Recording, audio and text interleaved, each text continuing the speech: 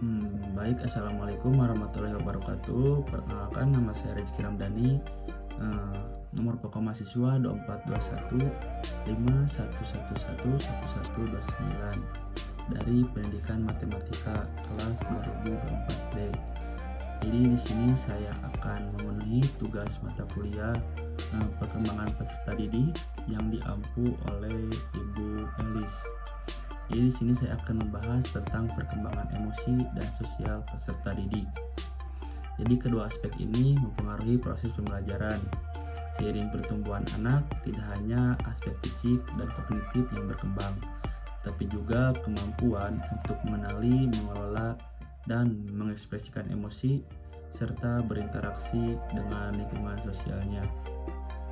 Pemahaman mendalam mengenai hal ini sangat penting karena akan membantu kita sebagai pendidik dan orang tua menciptakan lingkungan belajar yang mendukung dan kondusif. Yang pertama saya akan menjelaskan tentang definisi dan konsep dasar. Jadi perkembangan emosi merujuk pada kemampuan anak untuk mengenali, mengelola, memahami, dan perasaan. Contohnya seperti bahagia, sedih, marah, ataupun takut. Sedangkan perkembangan sosial adalah proses pembelajaran mengenai cara berinteraksi, berkomunikasi, serta membangun lingkungan dengan orang lain, baik itu teman sebaya, guru, ataupun keluarga. Kedua aspek ini saling berkaitan dan sangat berpengaruh pada bagaimana anak belajar dan beradaptasi di lingkungan sekolah. Selanjutnya ada teori dan psikologi. Jadi berbagai teori psikologi memberikan pemahaman mendalam mengenai perkembangan emosional dan sosial. Misalnya menurut Erikson tentang perkembangan emosional ataupun psikososial menekankan pentingnya tahapan-tahapan kehidupan di mana setiap tahap menghadirkan tantangan yang harus diatasi untuk mencapai keseimbangan emosional. Pada masa kanak-kanak, terciptanya rasa percaya dan keamanan sangat krusial untuk membentuk kemampuan sosial selanjutnya. Selain itu, dari kecerdasan emosional yang dipopulerkan oleh Daniel Goleman, yang dimana itu menunjukkan bahwa kemampuan mengenali dan mengelola emosi dapat meningkatkan kinerja akademik dan lingkungan interpersonal. Yang selanjutnya ada karakteristik perkembangan emosi dan sosial. Pada usia dini, anak-anak cenderung mengekspresikan emosi secara spontan. Misalnya, mereka mungkin menangis saat merasa kecewa atau marah tanpa mampu mengungkapkan alasannya secara verbal ataupun jelas.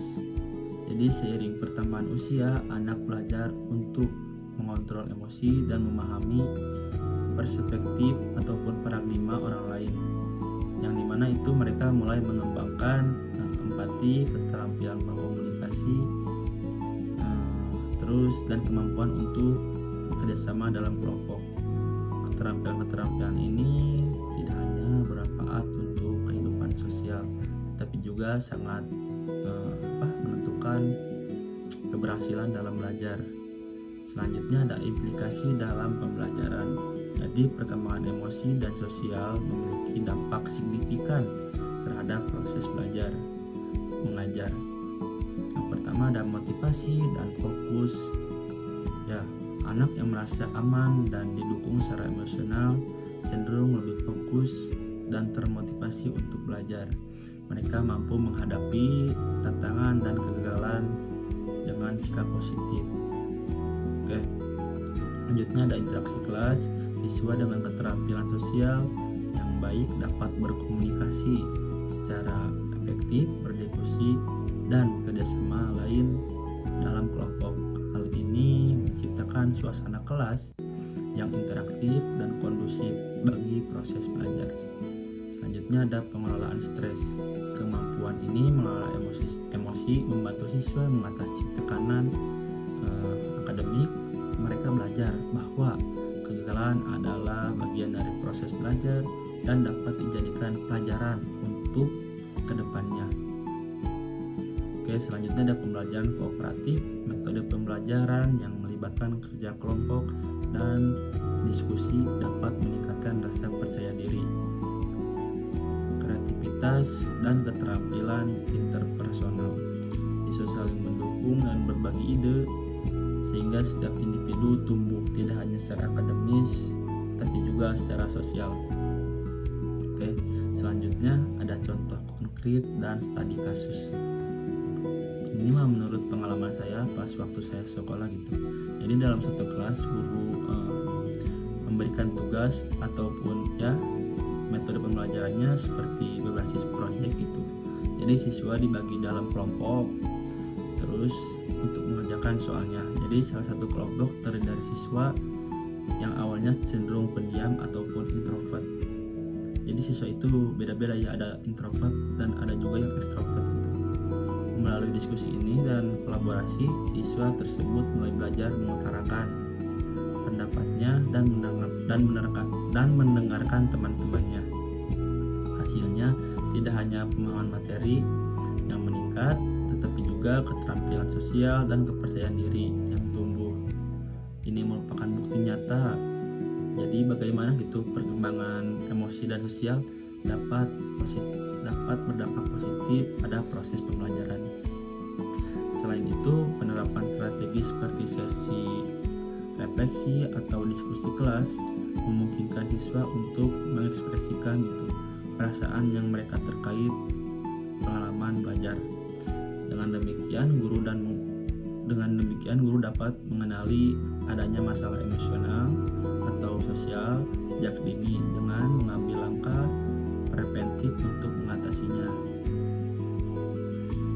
Jadi di sini selanjutnya ada peran guru dan lingkungan sekolah. Guru memiliki peran sentral gitu dalam mendukung perkembangan emosi dan sosial peserta didik.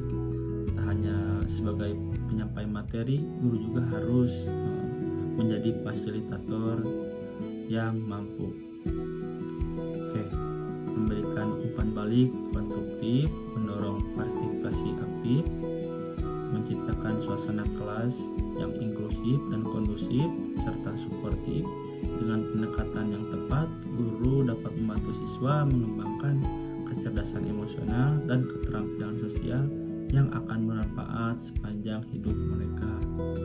Jadi sebagai kesimpulannya, perkembangan emosi dan sosial ini adalah fondasi penting bagi keberhasilan akademik dan kesejahteraan peserta didik. Keterampilan ini membantu siswa dalam mengatasi tantangan, beradaptasi dalam lingkungan, dan berkolaborasi dengan orang lain. Oleh karena itu gitu sangat penting bagi kita, guru, orang tua, dan peserta didik untuk menciptakan lingkungan yang mendukung pertumbuhan emosional dan sosial anak. Jadi itu sebagai closing statementnya, mari kita renungkan bersama gitu, bagaimana kita dapat lebih meningkatkan pendekatan pengajaran agar tidak hanya fokus pada materi akademik, tapi juga mendukung perkembangan karakter dan keterampilan siswa. Terima kasih atas perhatiannya dan partisipasinya. Semoga informasi ini dapat memberikan wawasan yang berguna bagi kita semua dalam menciptakan generasi yang cerdas, empati, dan siap menghadapi tantangan masa depan. Mohon maaf bila ada kesalahan dari saya. Wassalamualaikum warahmatullahi wabarakatuh.